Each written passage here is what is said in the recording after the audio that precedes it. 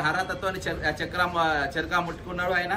కాబట్టి ఒక్కసారి ఆయన మాట్లాడిన భాష అసలు మహాత్మా గాంధీ ఆశ్రమంలో నేను ఆశ్రమంలోనే తరబీదు పొందినటువంటి వ్యక్తిని, చెరకా చుట్టినటువంటి నేర్పులు మీనాక్షి నటరాజన్ గారు ఇప్పుడు ఎవరైతే మనకి ఇన్ఛార్జ్ ఉన్నారో ఆమె బట్టలు ఇయాలి కూడా ఆమె బట్టలు ఆమెనే నూలుకుంటుంది, ఆమె బట్టలు ఆమెనే తయారు చేసుకుంటుంది. ఆమెతో నేను ట్రైనింగ్ అయిన వ్యక్తిని.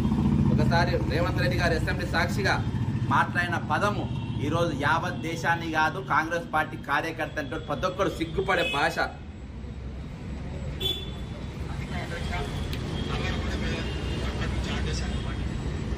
చర్చ జరగాలి.